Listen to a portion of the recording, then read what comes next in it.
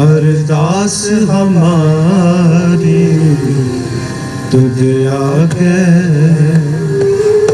अरदास हमारी।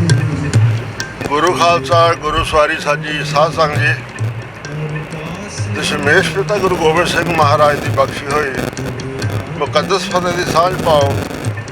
सारे जने आखो जी वाहिगुरु जी का खालसा वाहिगुरु जी की फतेह। साध संग जी अज आप दर्शन करांगे। स्थान हैगा सिखां दी पीड़ी भी कह देंगे इसनूं। संधू गोद दे जिहड़े वडेरे आ उन्हां दा स्थान बनिया होया। संधू गोद दे जिन्ने भी भाईचारा हैगा ये संधू गोद दा, जिथे जिथे भी किते दूर दराडे होर भी थावां ते जिथे वसे हुए हैं ये इसे जगह ते आके अपने वडेरिਆਂ ਨੂੰ नमस्तक होंदे हैं। असीं सवेरे लुधियाने तो चले सी, कोई 7 वजे का टाइम होऊगा। इस टाइम 8:30 वज रहे ने, यानी कि 1.5 घंटे का सफ़र हैगा।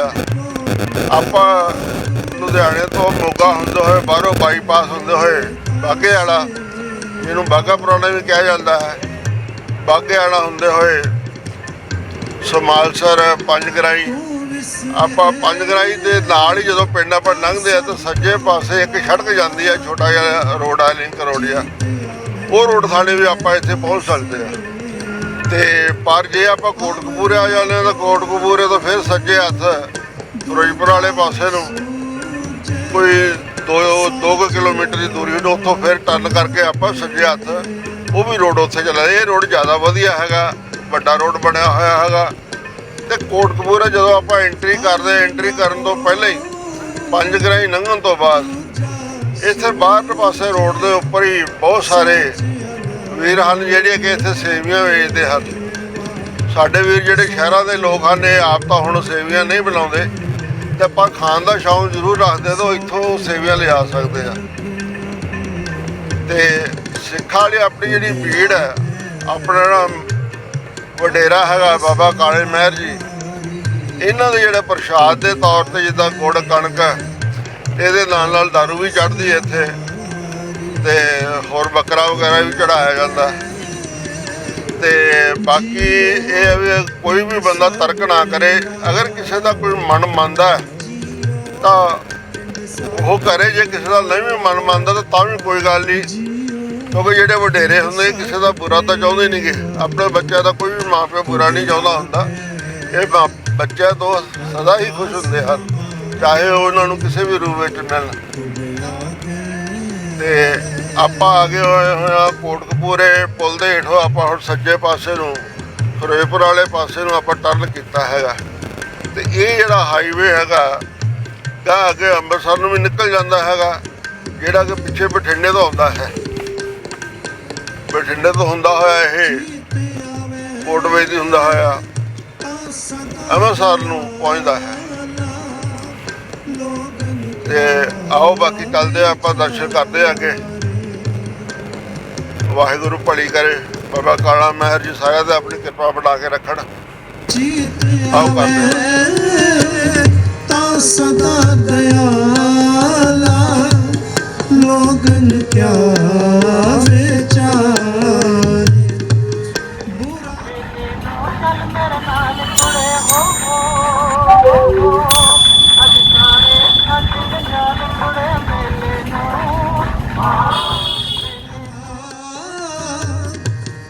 किसनो कहिए सगले जी तुम्हारे,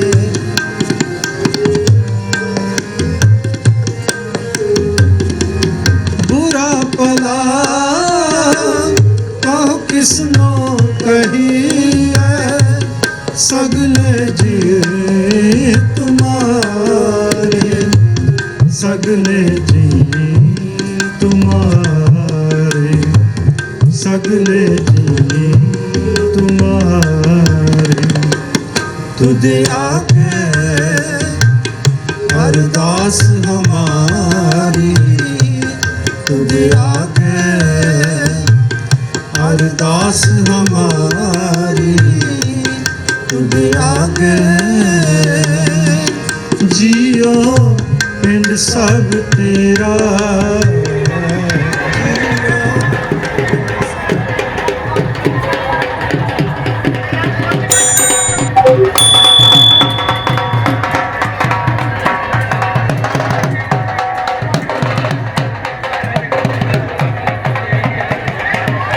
सब तेरा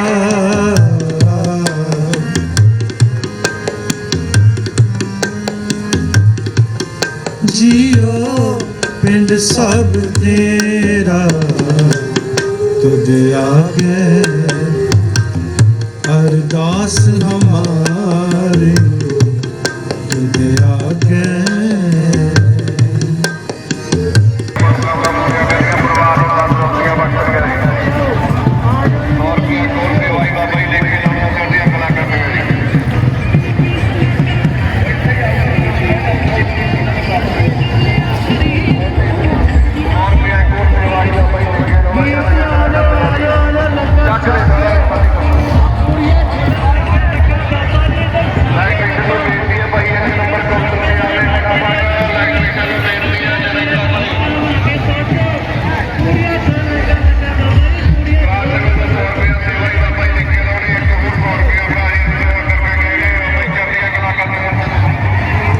अरदास हमारी तुझ आगे अरदास हमारी तुझ आगे जियो पिंड सब तेरा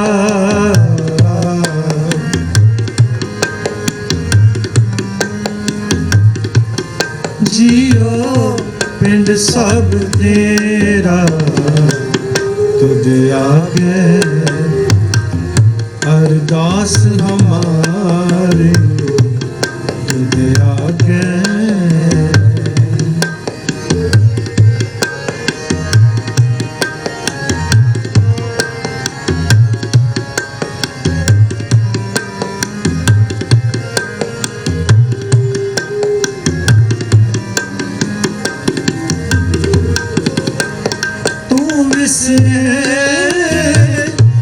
सबको लागू चीत आवे ता सेवा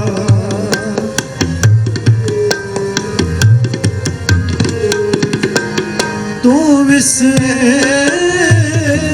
ता सबको लागू चीत आवे ता सेवा अवर ना को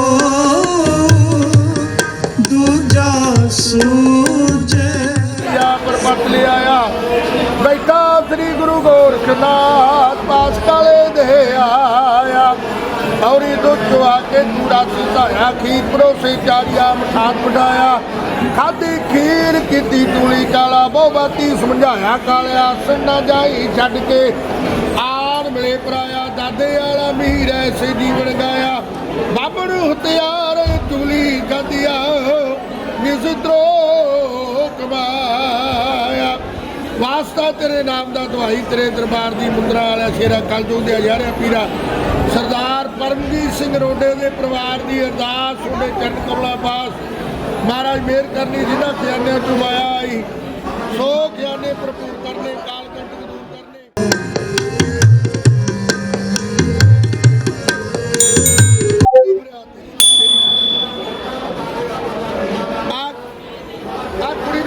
प्रसाद बापू का परमजीत सिंह सत्संग जी अज आप संधूआं दे जिहड़े वडेरे हैं बाबा काला महर जी उन्हां दे स्थान के दर्शन करांगे तो नाल नाल आपां इतिहास तो भी जाणू होवांगे।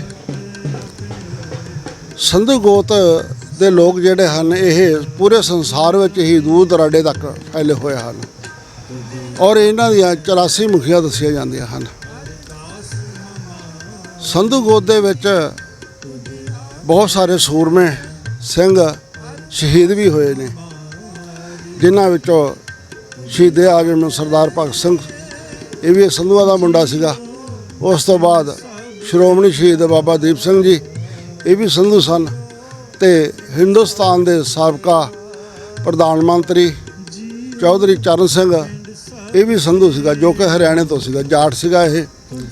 ਇਸੇ ਤਰ੍ਹਾਂ ਹੋਰ ਵੀ ਬਹੁਤ ਸਾਰੇ ਸੰਧੂ ਉੱਚੀਆਂ ਪਦਵੀਆਂ ਤੇ ਪਹੁੰਚੇ ਹੋਏ ਹਨ। ਸੰਧੂ ਅਮੀਰ ਵੀ ਬਹੁਤ ਹਨ ਅਤੇ ਗਰੀਬ ਵੀ ਬਹੁਤ ਹਨ। ਸੱਚਮੁੱਚ ਹੀ ਸੰਧੂ ਬੜੇ ਸਿਹੜੀ ਹਨ ਅਤੇ ਸ਼ਰਧਾਵਾਨ ਵੀ ਹਨ। ਜਿੱਧਰ ਵੇਖੋ ਸੰਧੂ ਹੀ ਸੰਧੂ ਦਿਖਾਈ ਦਿੰਦੇ ਹਨ। ਹਰ ਥਾਂ ਤੇ ਹਰ ਖੇਤਰ ਵਿੱਚ ਇਹਨਾਂ ਦੀ ਚੜ੍ਹਤ ਹੈ, ਝੰਡਾ ਝੂਲਦਾ ਹੈ ਅਤੇ ਚੌਧਰ ਚਮਕਦੀ ਹੈ। ਬਾਬਾ ਕਾਲਾ ਮਹਿਰ ਜੀ ਆਪਣੇ ਮਨ ਦੀ ਵਿਸ਼ਾਲ ਅੰਤਰਗਤੀ ਭਾਵਨਾ ਨਾਲ ਪੂਜਦੇ ਹਨ। ਬਾਬਾ ਕਾਲਾ ਮਹਿਰ ਨੂੰ ਇਹਨਾਂ ਦੇ ਦਿਲਾਂ ਦੇ ਵਿੱਚ ਬਹੁਤ ਹੀ ਸ਼ਰਧਾ ਮਿਲੀ ਹੋਈ ਹੈ। ਇਹ ਲੋਕ ਸ਼ਰਾਬ ਦੇ ਜ਼ਿਆਦਾ ਸ਼ੌਕੀਨ ਹੁੰਦੇ ਨੇ, ਜ਼ਿਆਦਾ ਕਰਕੇ ਇਸ ਗੱਲ ਦੀ ਜਿਹੜੀ ਮੋਹਰ ਹੈ ਦੀਦਾਰ ਸਿੰਘ ਸੰਧੂ ਜਿਹੜਾ ਉਹ ਵੀ ਆਪਣੇ ਗੀਤਾਂ ਵਿੱਚ ਇਹਨਾਂ ਉੱਪਰ ਲਾਉਂਦਾ ਹੈ।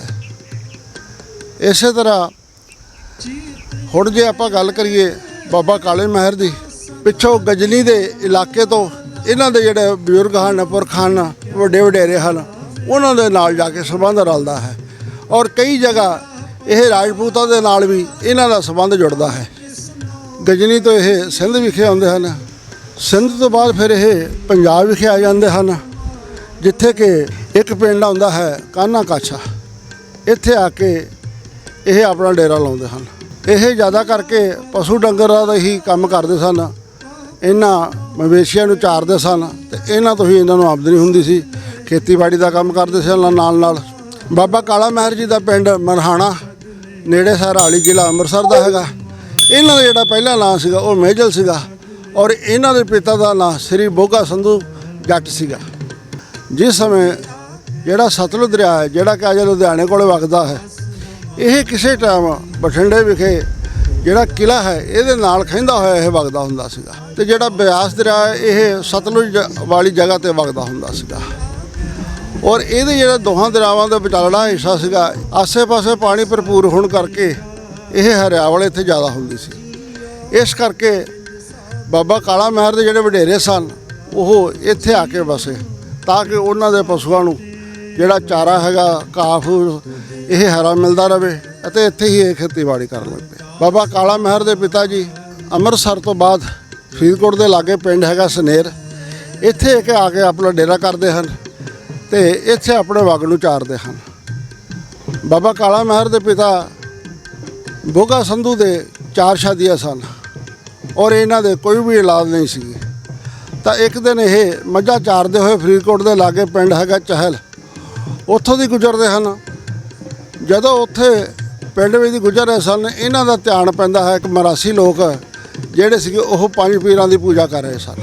ਇਹ ਬਾਬਾ ਬੋਗਾ ਸੰਧੂ ਨੇ ਪਹਿਲਾਂ ਵੀ ਇਹਨਾਂ ਬਾਰੇ ਸੁਣਿਆ ਸੀ, ਇਸ ਕਰਕੇ ਅੱਜ ਇਹ ਇਹਨਾਂ ਦੇ ਕੋਲੇ ਚਲੇ ਗਏ ਔਰ ਜਾ ਕੇ ਇਹਨਾਂ ਨੂੰ ਬੇਨਤੀ ਕੀਤੀ ਕਿ ਤੁਸੀਂ ਆਪਣੇ ਪੀਰਾਂ ਅੱਗੇ ਸਾਡੀ ਅਰਦਾਸ ਕਰੋ, ਸਾਡੇ ਘਰ ਵੀ ਪੁੱਤਰ ਪੈਦਾ ਹੋਵੇ।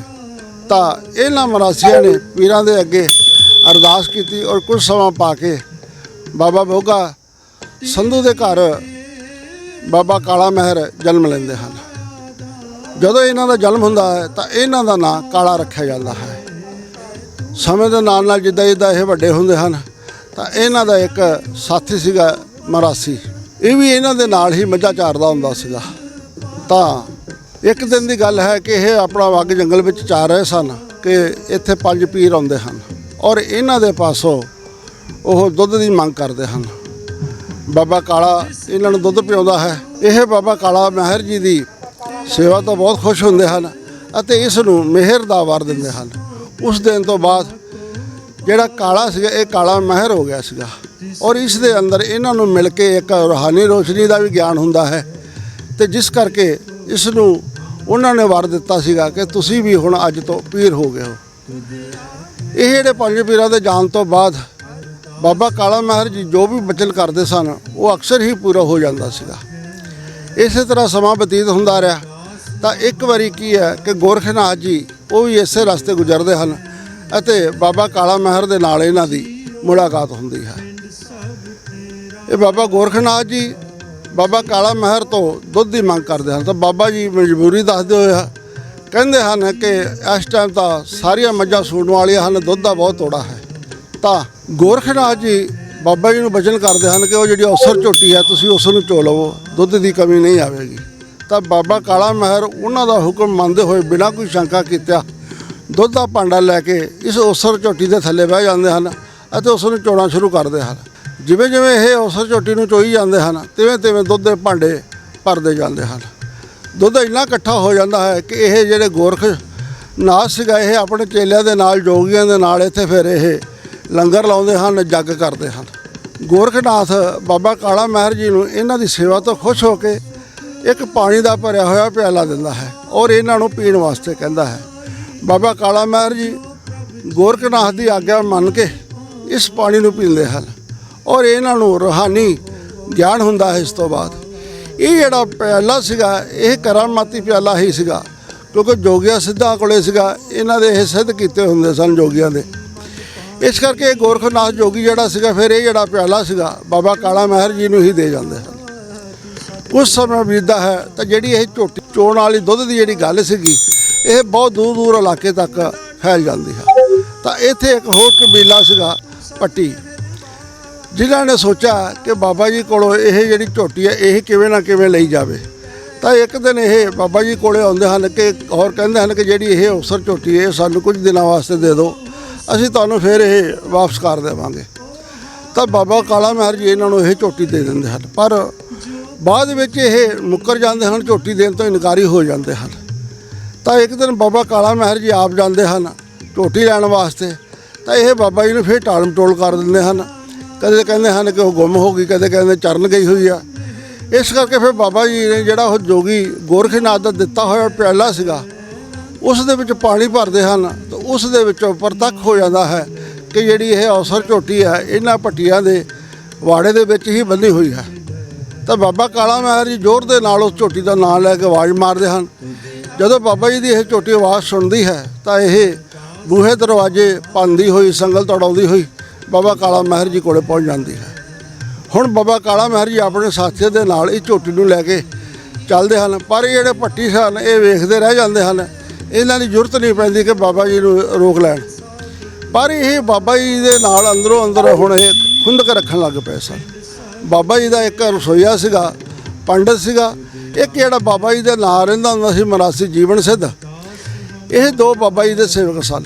ਇਹਨਾਂ ਭੱਟੀਆਂ ਨੇ ਪਹਿਲਾਂ ਜਿਹੜਾ ਜੀਵਨ ਸਿੱਧ ਸੀਗਾ ਇਹਨੂੰ ਲਾਲਚ ਦਿੱਤਾ, ਇਸ ਨੂੰ ਕਿ ਇਹ ਸਾਡੇ ਵੱਲ ਹੋ ਜਾਏ, ਆਪਣੇ ਵੱਲ ਕਰਨ ਦਾ ਇਹਨਾਂ ਨੇ ਯਤਨ ਕੀਤਾ, ਪਰ ਇਹ ਮਰਾਸੀ ਨਹੀਂ ਮੰਨਿਆ ਕਿਸੇ ਵੀ ਕੀਮਤ 'ਤੇ। ਉਸ ਤੋਂ ਬਾਅਦ ਬਾਬਾ ਜੀ ਦਾ ਜਿਹੜਾ ਰਸੋਈਆ ਸੀਗਾ, ਜਿਹੜਾ ਬਾਬਾ ਜੀ ਵਾਸਤੇ ਲੰਗਰ ਬਣਾਉਂਦਾ ਹੁੰਦਾ ਸੀਗਾ ਪੰਡਤ, ਇਹਨੂੰ ਉਹਨਾਂ ਨੇ ਆਪਣੇ ਵਾਸ ਵਿੱਚ ਕਰ ਲਿਆ ਕੋਈ ਲਾਲਚ ਦੇ ਕੇ, ਔਰ ਉਸ ਨੂੰ ਪੁੱਛਿਆ ਕਿ ਤੂੰ ਦੱਸ ਵੀ ਸਾਨੂੰ ਬਾਬਾ ਜੀ ਇਹ ਸੌਂਦੇ ਕਿਹੜੇ ਟਾਈਮ ਹਨ। ਤਾਂ ਇਹ ਕਿਸੇ ਨੂੰ ਵੀ ਨਹੀਂ ਸੀ ਪਤਾ ਕਿ ਬਾਬਾ ਜੀ ਸੌਂਦੇ ਕਿਹੜੇ ਟਾਈਮ ਹਨ, ਇਹ ਪੰਡਤ ਹੀ ਜਾਣਦਾ ਸੀਗਾ। ਤਾਂ ਇਹ ਪੰਡਤ ਉਹਨਾਂ ਨੂੰ ਦੱਸਦਾ ਹੈ ਕਿ ਜਿਸ ਟਾਈਮ ਬਾਬਾ ਜੀ ਵਗ ਝਾਰਦੇ ਹਨ ਉਸ ਟਾਈਮ ਇਹ ਖੜੇ ਹੁੰਦੇ ਹਨ, ਔਰ ਜਦੋਂ ਇਹ ਠੋਡੀ ਦੇ ਥੱਲੇ ਆਪਣਾ ਖੁੰਡਾ ਰੱਖ ਕੇ ਖੜ੍ਹਦੇ ਹਨ ਤਾਂ ਉਸ ਟਾਈਮ ਇਹ ਸੌਣ ਦੀ ਅਵਸਥਾ ਵਿੱਚ ਹੁੰਦੇ ਹਨ, ਸੁੱਤੇ ਹੋਏ ਹੁੰਦੇ ਹਨ। ਤਾਂ ਇਹੀ ਜਿਹੜਾ ਭੇਦ ਸੀ ਇਹ ਪੰਡਤ ਨੇ ਇਹਨਾਂ ਭੱਟੀਆਂ ਨੂੰ ਦੇ ਦਿੱਤਾ। ਤਾਂ ਇੱਕ ਦਿਨ ਮੌਕਾ ਪਾ ਕੇ ਬਾਬਾ ਜੀ ਆਪਣਾ ਵਗ ਚਾਰ ਰਹੇ ਸਨ ਔਰ ਉਸੇ ਹੀ ਸਥਿਤੀ ਦੇ ਵਿੱਚ ਖੜੇ ਹੋਏ ਸਨ, ਠੋਡੀ ਦੇ ਤੱਕ ਖੁੰਡਾ ਲਾਇਆ ਹੋਇਆ ਸੀਗਾ ਔਰ ਸੁੱਤੇ ਹੋਏ ਸਨ। ਉਸ ਟਾਈਮ ਆ ਕੇ ਇਹਨਾਂ ਭੱਟੀਆਂ ਨੇ ਇੱਕ ਤਲਵਾਰ ਦਾ ਵਾਰ ਕੀਤਾ ਤੇ ਬਾਬਾ ਜੀ ਦਾ ਧੜ ਜਿਹੜਾ ਸਿਰ ਵੱਖਰਾ ਕਰ ਦਿੱਤਾ। ਸਿਰ ਇੱਥੇ ਹੀ ਡਿੱਗ ਪਿਆ ਜਿੱਥੇ ਹੁਣ ਆਪਾਂ ਖੜੇ ਹੋਏ ਹਨ, ਅੰਦਰ ਬਾਬਾ ਜੀ ਦਾ ਜਿੱਥੇ ਮੱਠ ਬਣਿਆ ਹੋਇਆ ਉਸ ਜਗ੍ਹਾ 'ਤੇ ਜਿਹੜਾ ਧੜ ਸੀਗਾ ਇਹ ਧੜ ਭੱਟੀਆਂ ਦੇ ਨਾਲ ਲੜਨ ਲੱਗ ਪਿਆ। ਇਹ ਜਿਹੜਾ ਧੜ ਭੱਟੀਆਂ ਦੇ ਆਹੂ ਲਾਉਂਦਾ ਹੋਇਆ ਇੱਥੋਂ ਥੋੜ੍ਹੀ ਦੂਰੀ 'ਤੇ ਹੈਗਾ ਸੀਤੋ ਗੁੰਨਾ ਪਿੰਡ ਹੈਗਾ, ਉੱਥੇ ਪਹੁੰਚ ਜਾਂਦਾ ਹੈ ਭੱਟੀਆਂ ਦੇ ਨਾਲ ਲੜਦਾ ਲੜਦਾ। ਉੱਥੇ ਇੱਕ ਮਾਈ ਸੂਤ ਨੂੰ ਨੀਲ ਲਾ ਰਹੀ ਸੀ, ਜਾਣ ਕੇ ਰੰਗ ਰਹੀ ਸੀਗੀ। ਉਸਨੇ ਜਦੋਂ ਵੇਖਿਆ ਕਿ ਇੱਕ ਧੜ ਜਿਹੜਾ ਬਿਨਾਂ ਸਿਰ ਤੋਂ ਹੀ ਲੜਦਾ ਹੋਇਆ ਆ ਰਿਹਾ ਹੈ ਤਾਂ ਉਸਨੇ ਰੌਲਾ ਪਾ ਦਿੱਤਾ ਕਿ ਲੋਕੋ ਵੇਖੋ ਬਿਨਾਂ ਸਿਰ ਤੋਂ ਹੀ ਧੜ ਲੜਦਾ ਹੋਇਆ ਆ ਰਿਹਾ ਹੈ। ਤਾਂ ਉਸਨੇ ਜਿਹੜਾ ਨੀਲ ਡਬੋਇਆ ਹੈ ਜਿਹੜਾ ਪਾਣੀ ਸੀਗਾ ਉਸਨੇ ਉਸ ਨੀਲ ਵਾਲੇ ਪਾਣੀ ਦੇ ਬਾਬਾ ਜੀ ਦੇ ਛਿੱਟੇ ਮਾਰ ਦਿੱਤੇ ਔਰ ਬਾਬਾ ਜੀ ਦਾ ਸਰੀਰ ਠੰਡਾ ਹੋ ਗਿਆ। ਇਸ ਤੋਂ ਬਾਅਦ ਬਾਬਾ ਜੀ ਦੇ ਸਾਥੀਆਂ ਨੇ ਬਾਬਾ ਜੀ ਦਾ ਧੜ ਉੱਥੋਂ ਚੱਕਿਆ ਲਿਆ ਕੇ ਤੇ ਇਸੇ ਹੀ ਜਗ੍ਹਾ 'ਤੇ ਰੱਖ ਦਿੱਤਾ ਜਿੱਥੇ ਕਿ ਅੱਜ ਮੱਠ ਬਣਿਆ ਹੋਇਆ, ਜਿਹਦੇ ਆਪਾਂ ਦਰਸ਼ਨ ਕਰ ਰਹੇ ਹਾਂ। ਇੱਥੇ ਲਿਆ ਕੇ ਜਿਹੜਾ ਬਾਬਾ ਜੀ ਦਾ ਸਿਰ ਪਿਆ ਸੀਗਾ ਉਹ ਸਿਰ ਦੇ ਨਾਲ ਧੜ ਨੂੰ ਜੋੜ ਕੇ ਰੱਖ ਦਿੰਦੇ ਹਨ ਅਤੇ ਉੱਥੇ ਇੱਕ ਚਾਦਰ ਪਾ ਦਿੰਦੇ ਹਨ। ਔਰ ਜਿਹੜੇ ਪੰਜ ਪੀਰ ਪਹਿਲਾਂ ਆਏ ਸਨ ਬਾਬਾ ਜੀ ਨੂੰ ਮਿਲਣ ਵਾਸਤੇ ਉਹ ਵੀ ਉਸ ਮੌਕੇ ਪਹੁੰਚ ਜਾਂਦੇ ਹਨ ਤੇ ਜਦੋਂ ਗੋਰਖਨਾਥ ਨੂੰ ਪਤਾ ਲੱਗਦਾ ਤਾਂ ਉਹ ਵੀ ਉਸੇ ਥਾਂ ਮੌਕੇ 'ਤੇ ਪਹੁੰਚ ਜਾਂਦੇ ਹਨ। ਇਹਨਾਂ ਦਾ ਆਪਸ ਵਿੱਚ ਹੁਣ ਤਕਰਾਰ ਹੋਣੀ ਸ਼ੁਰੂ ਹੋ ਜਾਂਦੀ ਹਨ। ਜਿਹੜੇ ਪੀਰ ਸਨ ਉਹ ਕਹਿੰਦੇ ਸਨ ਕਿ ਅਸੀਂ ਇਸ ਸਰੀਰ ਨੂੰ ਦਫਨਾਉਣਾ ਹੈ ਤੇ ਜਿਹੜਾ ਗੋਰਖਨਾਥ ਸੀਗਾ ਇਹ ਕਹਿ ਰਿਹਾ ਸੀ ਕਿ ਇਸ ਸਰੀਰ ਦਾ ਹੀ ਸੰਸਕਾਰ ਕਰਨਾ ਹੈ।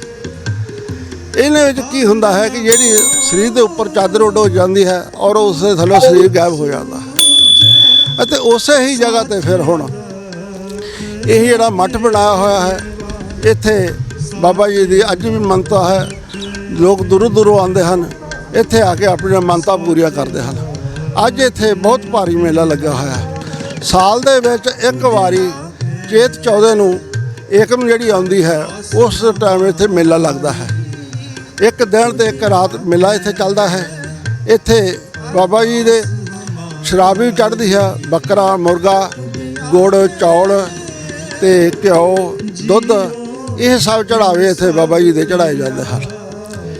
ਇੱਥੇ ਇੱਕ ਵੱਡੀ ਸਾਰੀ ਢਾਬੀ ਵੀ ਹੈਗੀ ਆ ਜਿਸ ਵਿੱਚ ਕਿ ਸੰਧੂ ਗੋਤ ਦੇ ਸਾਰੇ ਇੱਥੇ ਆ ਕੇ ਮਿੱਟੀ ਕੱਢਦੇ ਹਨ। ਮਿੱਟੀ ਕੱਢਣਾ ਜਿਹੜਾ ਇੱਕ ਇਹ ਮਾਲਵੇ ਦਾ ਪ੍ਰਾਚੀਨ ਰੀਤ ਹੈਗੀ ਆ, ਬਹੁਤ ਪੁਰਾਣੀ ਰੀਤ ਹੈ ਕਿਉਂਕਿ ਮਾਲਵੇ ਵਿੱਚ ਪਾਣੀ ਦੀ ਬਹੁਤ ਪਹਿਲਾਂ ਟਾਈਮਾਂ ਦੇ ਵਿੱਚ ਥੋੜ ਸੀਗੀ ਔਰ ਉਸ ਟਾਈਮ ਲੋਕੀ ਮਿੱਟੀ ਕੱਢਦੇ ਇਸ ਵਾਸਤੇ ਸਨ ਕਿ ਟੋਆ ਪੱਟਿਆ ਜਾਵੇ, ਵਿੱਚੋਂ ਮਿੱਟੀ ਕੱਢ ਦਿੰਦੇ ਹਨ।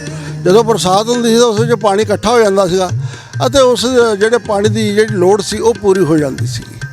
ਜਦੋਂ ਗੁਰੂ ਗੋਬਿੰਦ ਸਿੰਘ ਮਹਾਰਾਜ ਜੀ ਮਾਲਵੇ ਜੀ ਦੀ ਗੁਜ਼ਰਦੇ ਹਨ ਤਾਂ ਉਹ ਇਹਨਾਂ ਮਾਲਵੇ ਦੇ ਸਥਾਨਾਂ ਨੂੰ ਬਹੁਤ ਭਾਗ ਲਾਏ ਹਨ। ਉਹਨਾਂ ਦੀ ਕਿਰਪਾ ਦੇ ਨਾਲ ਅੱਜ ਮਾਲਵੇ ਵਿੱਚ ਕਿਸੇ ਵੀ ਜਗ੍ਹਾ ਪਾਣੀ ਦੀ ਕੋਈ ਥੋੜ ਨਹੀਂ ਹੈ। ਇੱਥੇ ਵੀ ਇੱਕ ਇਹ ਜਿਹੜੀ ਢਾਬ ਹੈਗੀ ਇਹਦੇ ਵਿੱਚ ਸੰਧੂ ਗੋਤ ਦੇ ਲੋਕ ਸਾਰੇ ਹੀ ਮਿੱਟੀ ਕੱਢਦੇ ਹਨ ਇੱਥੇ ਆ ਕੇ ਅਤੇ ਜਿਹੜੀਆਂ ਨਵੀਆਂ ਵਿਆਹੀਆਂ ਜੋੜੀਆਂ ਹੁੰਦੀਆਂ ਹਨ ਉਹਨਾਂ ਦਾ ਗੰਢ ਜੋੜਾ ਇੱਥੇ ਆਉਂਦਾ ਹੈ। ਫੁਲਕਾਰੀ ਲੈ ਕੇ ਢੋਲ ਢਮੱਕੇ ਨਾਲ ਬਾਬਾ ਜੀ ਦੇ ਦਰ 'ਤੇ ਆਉਂਦੇ ਹਨ, ਇੱਥੇ ਆਪਣੀ ਮੰਨਤਾ ਦਿੰਦੇ ਹਨ। ਜਿਹੜੇ ਬੱਚੇ ਨਵੇਂ ਪੈਦਾ ਹੁੰਦੇ ਹਨ ਜਾਂ ਜਿਨ੍ਹਾਂ ਘਰਾਂ ਵਿੱਚ ਦੁੱਧ ਦੇ ਲਵੇਰੇ ਆਉਂਦੇ ਹਨ ਜਾਂ ਕੋਈ ਵੀ ਜਿਨ੍ਹਾਂ ਦੀ ਸੁੱਖਣਾ ਹੁੰਦੀ ਹੈ ਉਹ ਇੱਥੇ ਆ ਕੇ ਆਪਣੀਆਂ ਸੁੱਖਣਾ ਲਾਉਂਦੇ ਹਨ। ਸਾਧ ਸੰਗਤ ਜੀ ਬਹੁਤ ਹੀ ਮਹਾਨ ਅਸਥਾਨ ਹੈਗਾ ਇਹ। ਇਸ ਦੀ ਬਹੁਤ ਦੂਰ ਦਰਾਡੇ ਤੱਕ ਦੇਸ਼ ਵਿਦੇਸ਼ਾਂ ਤੋਂ ਇੱਥੋਂ ਦੇ ਲੋਕ ਆਉਂਦੇ ਹਨ ਔਰ ਇੱਥੇ ਆ ਕੇ ਬਾਬਾ ਜੀ ਨੂੰ ਨਮਸਤਕ ਹੁੰਦੇ ਹਨ। ਜਿੱਥੇ ਜਿੱਥੇ ਵੀ ਸੰਧੂ ਬੈਠੇ ਹਨ ਚਾਹੇ ਉਹ ਘਰ ਹੀ ਕਿਉਂ ਨਾ ਹੋਵੇ ਉੱਥੇ ਉੱਥੇ ਬਾਬਾ ਜੀ ਦੀਆਂ ਯਾਦਗਾਰਾਂ ਪੂਜਣਯੋਗ ਮੱਠ ਬਣੇ ਹੋਏ ਹਨ। ਪੰਜਾਬ ਦੇ ਵਿੱਚ ਕੋਈ ਲਗਭਗ 20 ਜਗ੍ਹਾ ਤੇ ਬਾਬਾ ਕਾਲੇ ਮਹਿਰ ਦੇ ਮੱਠ ਬਣੇ ਹੋਏ ਹਨ ਜਿਨ੍ਹਾਂ ਵਿੱਚੋਂ ਕੁਝ ਸਥਾਨ ਹਨ ਜਿਹੜੇ ਅਸੀਂ ਤੁਹਾਨੂੰ ਦੱਸਦੇ ਹਨ। ਮਹੇਸ਼ਰੀ ਸੰਧੂਆਂ, ਖੱਪਿਆਂ ਵਾਲੀ, ਸ਼ਾਹ ਵਾਲਾ, ਮਰਹਾਣਾ ਜਿਹੜਾ ਅੰਮ੍ਰਿਤਸਰ ਵਿੱਚ ਹੈ ਜੀ, ਪੂਨਾ ਵਾਲੀ, ਕਪੂਰੇ, ਚੁੱਪ ਕੀਤੀ, ਸੰਧੂਆਂ, ਚੱਕਰ, ਚਤਰਾ, ਕੇਰ ਸਿੰਘ ਵਾਲਾ, ਐਲ, ਪੜਾਣਾ, ਸੀਤੋ, ਠੱਠਾ, ਦਾਤੇ, ਮਾਣੂਕੇ, ਬਰਨਾਲਾ, ਗੱਟੀ ਤੇ ਮਰਾਣਾ ਜਿੱਥੇ ਆਪਾਂ ਅੱਜ ਖੜੇ ਹੋਏ ਹਨ ਇਹ ਫਰੀਦਕੋਟ ਵਿੱਚ ਪੈਂਦਾ ਹੈ ਜੀ। ਸੰਨ 2000 ਤੋਂ ਪਹਿਲਾਂ ਇੱਥੇ ਬਾਬਾ ਜੀ ਦੀ ਕੋਈ ਖਾਸ ਯਾਦਗਾਰ ਨਹੀਂ ਸੀ ਬਣੀ ਹੋਈ। ਇੱਕ ਥੜਾ ਜਿਹਾ ਹੁੰਦਾ ਸੀਗਾ ਤੇ ਉੱਥੇ ਹੀ ਲੋਕ ਆ ਕੇ ਆਪਣੇ ਜਿਹੜੇ ਮਾਨਤਾ ਪੂਰੀ ਕਰਦੇ ਸਨ। ਇੱਥੋਂ ਦਾ ਜਿਹੜਾ ਪ੍ਰਬੰਧ ਸੀਗਾ ਇਹ ਮਰਾਸੀ ਲੋਕ ਵੇਖਦੇ ਹਨ ਕਿਉਂਕਿ ਬਾਬਾ ਜੀ ਨੇ ਇਹਨਾਂ ਨੂੰ ਵਰ ਦਿੱਤਾ ਹੋਇਆ, ਬੋਲ ਕੀਤੇ ਹੋਏ ਹਨ ਕਿ ਸਾਡਾ ਜਿਹੜਾ ਚੜਾਵਾ ਹੋਊਗਾ ਉਹ ਮਰਾਸੀ ਹੀ ਲੈਣਗੇ, ਪੰਡਤ ਨਹੀਂ ਲੈ ਸਕਣਗੇ ਕਿਉਂਕਿ ਪੰਡਤ ਨੇ ਬਾਬਾ ਜੀ ਦਾ ਭੇਤ ਜ਼ਾਹਿਰ ਕਰਤਾ ਸੀ ਜਦ ਕਿ ਮਰਾਸੀ ਨੇ ਉਹ ਬਾਬਾ ਜੀ ਨਾਲ ਉਹਨੇ ਸ਼ਹੀਦੀ ਵੀ ਪਾਈ ਸੀ ਜਿਹੜਾ ਸਿੱਧ ਜੀਵਨ ਸੀਗਾ। ਇਸ ਕਰਕੇ ਜਿਹੜਾ ਚੜਾਵਾ ਸੀ ਉਹ ਸਾਰਾ ਮਰਾਸੀਆਂ ਨੂੰ ਹੀ ਜਾਂਦਾ ਸੀ। ਸੰਨ ਕੋਈ 2000 ਦੇ ਕਰੀਬ ਦਰਸ਼ਨ ਸਿੰਘ ਸੰਧੂ ਜਿਹੜਾ ਕਿ PCS ਆਫੀਸਰ ਸੀਗਾ ਉਸ ਨੇ ਇੱਥੇ ਇੱਕ ਕਮੇਟੀ ਬਣਾਈ। ਕਮੇਟੀ ਬਣਾ ਕੇ ਇੱਥੋਂ ਜਿਹੜਾ ਸਾਰਾ ਪ੍ਰਬੰਧ ਸੀਗਾ ਇਸ ਕਮੇਟੀ ਦੇ ਅੰਡਰ ਕਰ ਦਿੱਤਾ ਔਰ ਫਿਰ ਉਸ ਤੋਂ ਬਾਅਦ ਦਿਨ ਦੁੱਗਣੀ ਰਾਤ ਚੌਗੁਣੀ ਇੱਥੇ ਤਰੱਕੀ ਹੁੰਦੀ ਕਿ ਜਿਹੜਾ ਚੜਾਵਾ ਚੜ੍ਹਦਾ ਸੀਗਾ ਉਹ ਸਾਰਾ ਇੱਥੋਂ ਦੇ ਕਾਰਜਾਂ ਵਿੱਚ ਲੱਗਣ ਲੱਗ ਪਿਆ। ਇੱਥੇ ਹੁਣ ਬਹੁਤ ਹੀ ਸੁੰਦਰ ਬਿਲਡਿੰਗਾਂ ਬਣ ਰਹੀਆਂ ਹਨ ਜਿਸ ਤਰ੍ਹਾਂ ਕਿ ਲੰਗਰ ਹਾਲ ਨੇ, ਦੀਵਾਨ ਹਾਲ ਹੈ, ਸਰਾਵਾਂ ਜਿਹੜੀਆਂ ਸੰਗਤਾਂ ਦੂਰੋਂ ਆਉਂਦੀਆਂ ਹਨ ਉਹਨਾਂ ਦੇ ਇੱਥੇ ਠਹਿਰਨ ਦਾ ਵੀ ਪ੍ਰਬੰਧ ਹੈਗਾ। ਇਸ ਤੋਂ ਇਲਾਵਾ ਹੋਰ ਵੀ ਕਈ ਸੇਵਾਵਾਂ ਚੱਲ ਰਹੀਆਂ ਹਨ, ਥਾਂ ਥਾਂ ਨਲਕੇ ਲੱਗੇ ਹੋਏ ਹਨ।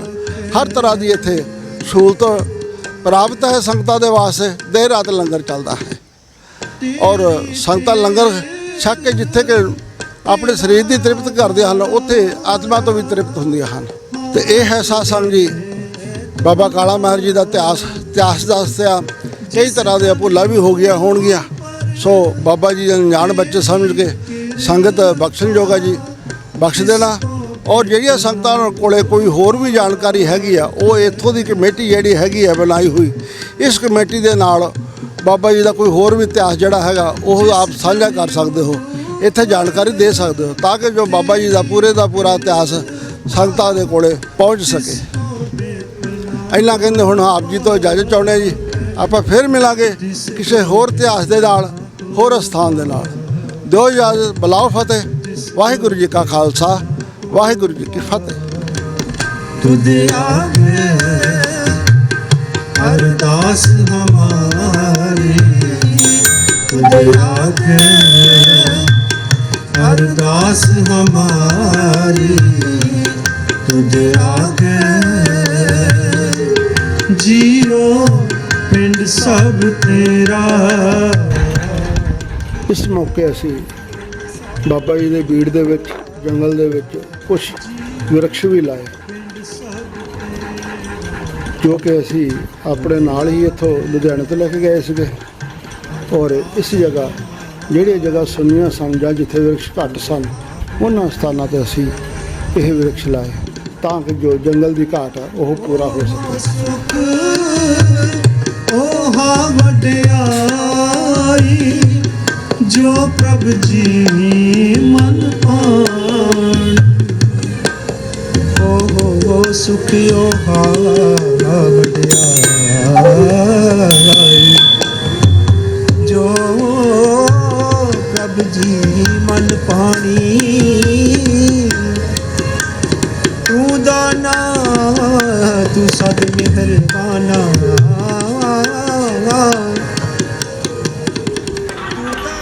ਇਸ ਮੌਕੇ ਪੂਰੇ ਜੋਸ਼ੋ ਖਰੋਸ਼ ਵਿੱਚ ਸੰਗਤਾਂ ਨੇ ਬਾਬਾ ਜੀ ਦੇ ਦਰਸ਼ਨ ਕੀਤੇ ਔਰ ਇੱਥੇ ਨੱਚੇ ਕੁੱਦੇ ਅਤੇ ਬਹੁਤ ਹੀ ਬਾਬਾ ਜੀ ਦੇ ਮੇਲੇ ਦੀ ਖੁਸ਼ੀ ਮਨਾਈ ਸੰਗਤਾਂ ਨੇ।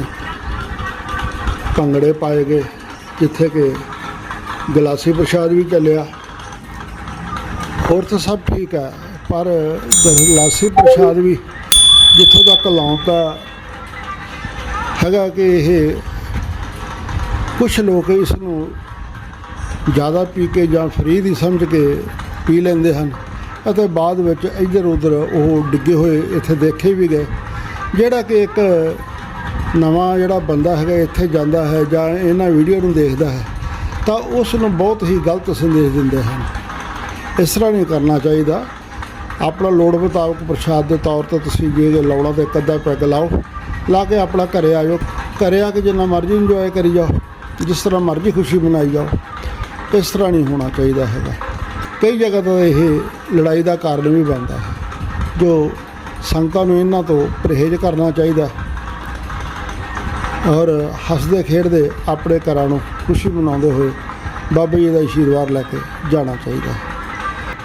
ਇਸ ਵਾਰ ਸਾਡੇ ਕੋਲ ਕੁਝ ਟਾਈਮ ਦੀ ਸ਼ਾਰਟੇਜ ਸੀਗੀ, ਇੱਥੇ ਖੇਡਾਂ ਵਗੈਰਾ ਵੀ ਹੁੰਦੀਆਂ ਹਨ। ਅਸੀਂ ਅਗਲੀ ਵਾਰੀ ਤੁਹਾਨੂੰ ਜਿਹੜੀਆਂ ਖੇਡਾਂ ਹਨ ਉਹਨਾਂ ਨੂੰ ਵੀ ਤੁਹਾਡੇ ਰੂਬਰੂ ਕਰਾਂਗੇ, ਦਿਖਾਵਾਂਗੇ ਤੁਹਾਨੂੰ ਪੈਂਦੀਆਂ ਕਬੱਡੀਆਂ, ਮੱਲਾਂ ਦੇ ਘੋਲ ਅਤੇ ਬਲਦਾਂ ਦਾ ਜ਼ੋਰ।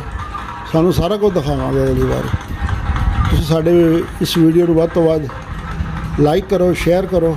ਉਹ ਜਿਹੜੀਆਂ ਸੰਗਤਾਂ ਜੁੜੀਆਂ ਹਨ ਇਸ ਵਾਰ ਨਵੀਆਂ, ਉਹ ਚੈਨਲ ਨੂੰ ਸਬਸਕ੍ਰਾਈਬ ਜ਼ਰੂਰ ਕਰ ਲਓ ਔਰ ਬੈਲ ਆਈਕਨ ਦਾ ਬਟਨ ਦਬਾ ਲਓ ਤਾਂ ਜੋ ਤੁਹਾਨੂੰ ਆਉਣ ਵਾਲੀ ਹਰ ਵੀਡੀਓ ਦੀ ਜਾਣਕਾਰੀ ਪ੍ਰੋਪਰ ਮਿਲਦੀ ਰਹੇ। ਇੰਨਾ ਕਹਿੰਦੇ ਹੋਏ ਅੱਜ ਜੀ ਤਾਂ ਹੁਣ ਇਜਾਜ਼ਤ ਚਾਹੁੰਦੇ ਹਾਂ ਜੀ। ਫਿਰ ਮਿਲਾਂਗੇ ਆਪਾਂ ਬਾਬਾ ਜੀ ਦੇ ਅਗਲੇ ਮੇਲੇ 'ਤੇ ਔਰ ਬਾਕੀ ਅਸੀਂ ਤੁਹਾਡੇ ਨਾਲ ਹੋਰ ਵੀਡੀਓ ਸਾਂਝੀਆਂ ਕਰਦੇ ਰਹਾਂਗੇ। ਤੁਸੀਂ ਸਾਡੇ ਨਾਲ ਇਸੇ ਤਰ੍ਹਾਂ ਹੀ ਜੁੜੇ ਰਹੋ। ਦਿਓ ਇਜਾਜ਼ਤ, ਬੁਲਾਓ ਫਤਿਹ। ਵਾਹਿਗੁਰੂ ਜੀ ਖਾਲਸਾ, ਵਾਹਿਗੁਰੂ ਜੀ।